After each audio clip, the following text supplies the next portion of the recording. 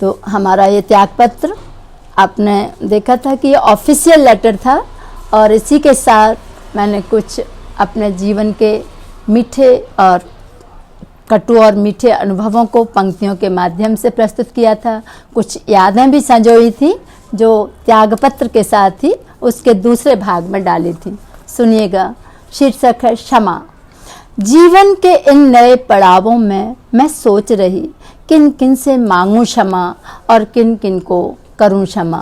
लंबी सी फहरिस्त नजर आती है स्मृतियों के अक्षय भंडार विपुल में, कर कर के याद विगत दृश्यावलियां हो जाती हूँ आकुल व्याकुल में। वे थे कैसे आत्मीय स्नेह रस में डूबे हुए रिश्ते, स्नेहिल करुणा से कर गए स्नात मन प्राण हृदय। पर मैं कृतघ्न कर सकी नहीं आभार तलक उनके प्रति उमगे भाव, श्रद्धा स्नेह प्रगट मैं कैसे लाऊं वे शब्द आत्मरस में सने, जिनको सुन सबकी आत्मा शायद कर सके क्षमा।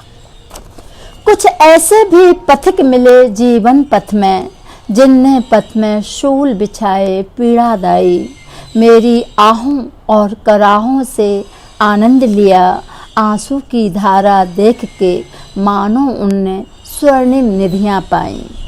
अब निर्वैरी हुआ बुद्धि की करुणा से मैं भुला चुका उनके दुस्सह कार्य कटु व्यवहारों को, जैसे अंगारों के बीच खूब तप तप के सोना कुंदन बन जाता है, वैसा ही समझा मैंने उनके आचारों को, उनके प्रति उनके मेरे प्रतिकर्मों को उनकी मजबूरी समझा।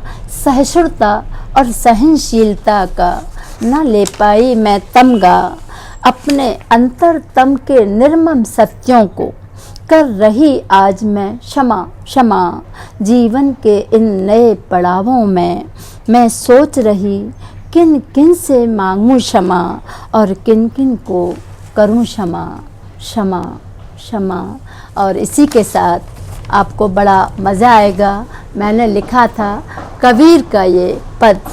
झीनी झीनी बीनी चदरिया काहे के ताना काहे के भरनी, कौन तार से बीनी चदरिया इड़ा पिंगला ताना भरनी, सुखमन तार से बीनी चदरिया, 8 कमल दल चरखा डोले, 5 तत्व गुण तीनी चदरिया, साकों सियत मास 10 लागे, ठोक ठोक के बीनी चदरिया, 100 चादर नरमुनि ओढ़ी, ओढ़ के मैली किनी चदरिया, दास कबीर जतन कर ओढ़ी, ज्यों की त्यों धर दीनी चदरिया।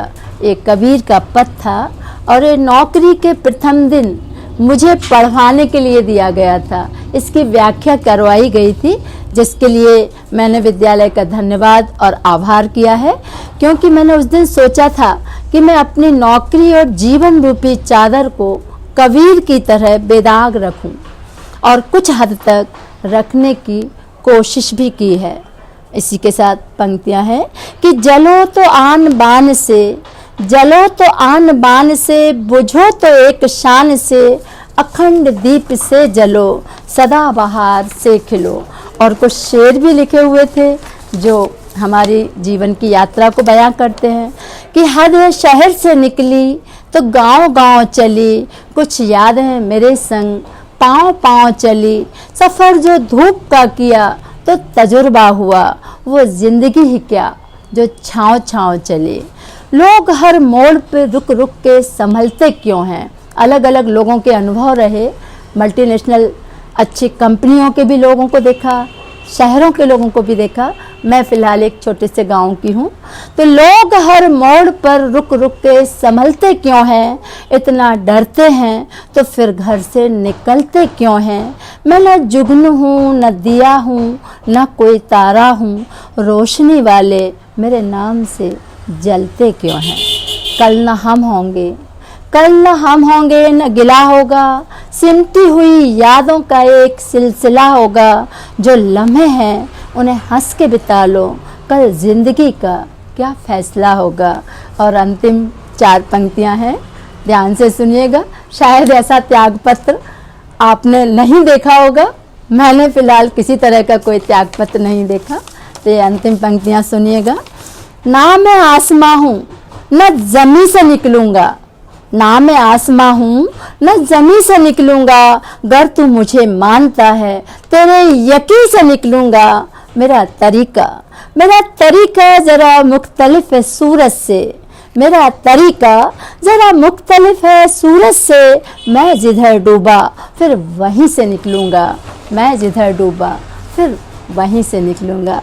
धन्यवाद, आपने धैर्य के साथ मेरे इस त्याग पत्र को ही नहीं, समस्त पत्रों को ध्यान से सुनते हैं, टिप्पणियाँ लिखते हैं और मेरे उत्साह को निरंतर बढ़ाते रहते हैं। आपका आशीष हमारे चैनल को मिले, आपकी शुभकामनाएं हमारे साथ रहें।